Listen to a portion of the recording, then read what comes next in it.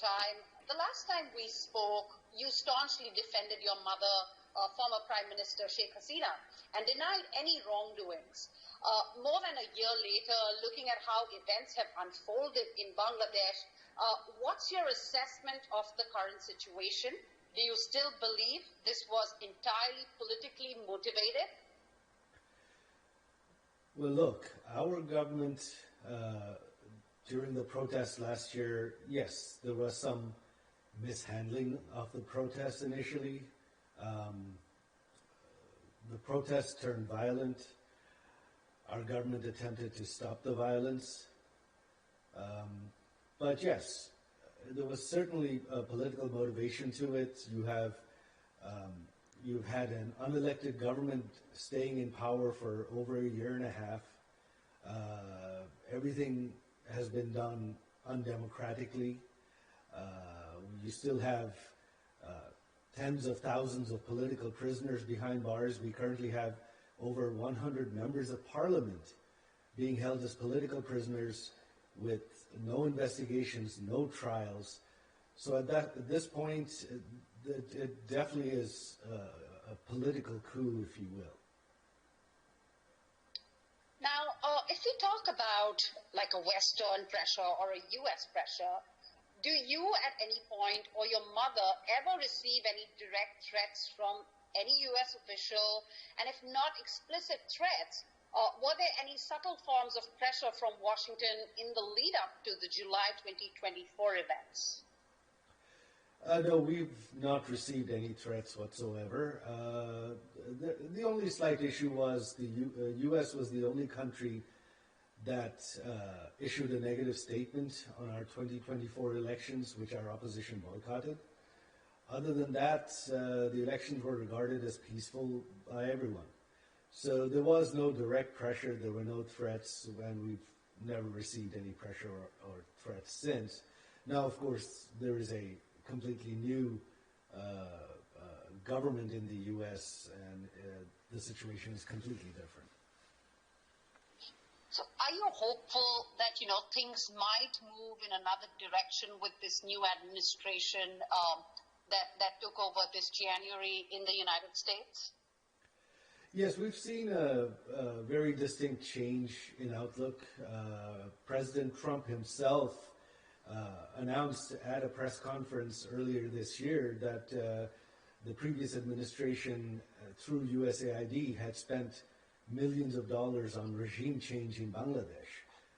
He was referring to the protests last year.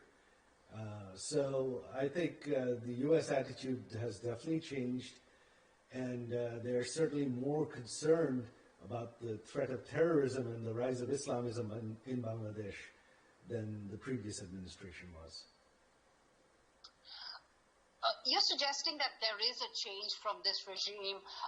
Has anyone tried to reach out to you from this new administration? Any U.S. officials from the State Department, NFC, folks from the White House? Have you heard anything, or are you in talks with anyone? I can't really disclose that right now. Okay. You've suggested Pakistani ISI involvement in the protest movement. Can you provide specific evidence that the ISI assisted the student demonstrations in Bangladesh? We've received bits and pieces of information, but I think the biggest two pieces which seem to sort of trace back to ISI were that the protest movement, one, received a lot of funding. I suppose a lot of this was USAID as well. However, the one thing that a lot of the protests, you see, that there were militants that infiltrated the protests, and many of them were armed. They were armed with firearms. Many of them were caught on video with firearms shooting. And without a doubt, these weapons had to have been supplied from somewhere in the subcontinent, and the only possible source is ISI. Let's just talk about India's role in this whole dynamics. What role do you believe India played during the crisis, and how do you assess New Delhi's current position on providing asylum to your mother? India has always been a good friend, and in the crisis, India has essentially saved my mother's life. If she hadn't left Bangladesh, the militants, they had planned on killing her. So I'm eternally grateful to Prime Minister Modi's government for saving my mother's life. In terms of her should I continue? Yeah, go ahead, sorry. In terms of her extradition, look, for an extradition to happen, the judicial process has to be followed. What you have in Bangladesh is a government itself that's unelected, unconstitutional, and illegal. You have, in order to convict my mother, they amended laws to fast-track her trial, which you cannot amend laws without a parliament, so these laws were amended illegally. And then my mother was not allowed to hire her own defense attorneys. Her attorneys weren't even allowed into the courts. And you had the 17 judges terminated at the court before the trial, new judges appointed, some of whom who had absolutely no experience on the bench and were politically connected. So there was no due process whatsoever, and when there is such a case, extradition, no country is going to extradite when everything has been done illegally and without due process. So for extradition to happen, you have to have due process. Right. Now, there have been persistent reports about corruption within your inner circle. Do you acknowledge that corruption existed among those close to your mother's government? Corruption existed in Bangladesh, of course. Corruption, prior to my mother's government, Bangladesh was, during our opposition, the BNP's term, Bangladesh was ranked as the most corrupt country in the world. My mother's government reduced it. We fell out from being number one, we fell out of the top 10. It's not something you can eliminate overnight, but we also had the best economic growth in the history of the country. For much of my mother's term, Bangladesh was in one of the top 5 fastest growing economies in the world. It was regarded as the next Asian tiger. It graduated from a least developed country to a developing country. Did corruption go away? No. But this level of development and economic growth would not have been possible with major corruption. On the interim government at this point, what evidence can you provide that Dr. Muhammad Yunus lacks popular support? And if he doesn't have the country's backing, as you suggested, then who is propping up the current government in Bangladesh? If Muhammad Yunus was popular, then why would he not just have held an election, won election, and then run the country with legitimacy? He has held on to power for a year and a half without holding an election, because he has absolutely zero popular support. The political party that the students formed, the NCP, in all the polling run in Bangladesh to date, within this government's term, they're polling at simply 2%. They've never gone above 2% popularity. So Yunus and the student party have almost no popularity. And that is why they've held on to power without an election. Now, talking about the geopolitical timing of this whole play out, how do you explain the timing of these events given Bangladesh's deepening ties with China and expanding participation in the Belt and Road Initiative? What does your mother really make of this?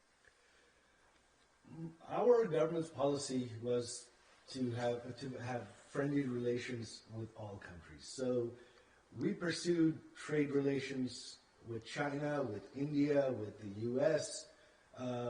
We didn't really take sides. So I don't think that really had anything to do with it.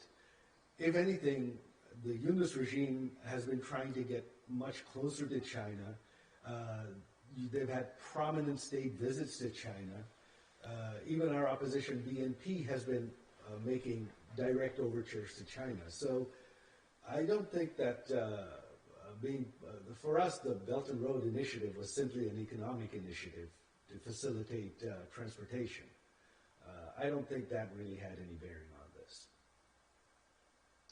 On the extradition request, coming back to it, will your mother really contest the extradition request from Bangladesh, and on what grounds? You did briefly mention about, the grounds, of course. And frankly, do you believe she can receive a fair trial in the current political climate in Bangladesh? Not at all. This was a rubber stamp court. This was a kangaroo court. Right now, for the past year and a half, tens of thousands of political prisoners have been held without bail. So right now there is no rule of law in Bangladesh, and so justice is simply not possible. Someday when democracy returns, when rule of law returns, of course we will fight this, and there is absolutely no way this trial, this process will be upheld by any court. It's simply not possible because it was so blatantly executed. And finally question, what message would you send to Indian authorities, the Prime Minister of India, as they consider how to handle this extradition request? I think they know very well how to handle this extradition request. I don't think the Indian government is going to respond to such an illegal request. I really don't have any opinion on that whatsoever because I have faith in the Indian democracy, in their belief in the rule of law. What should really concern India is that the Yunus regime, you had asked, who is propping them up? It is Jamaat-e-Islam, which are the largest Islamic party. They have released tens of thousands of terrorists that our government had convicted and sentenced to prison. They've released them. You have Lashkar-e-Taiba operating freely now, and they've taken credit and links have been found to their branch in Bangladesh for the recent terror attacks in Delhi. So I think Prime Minister Modi is probably very, very concerned about terrorism from Bangladesh right now.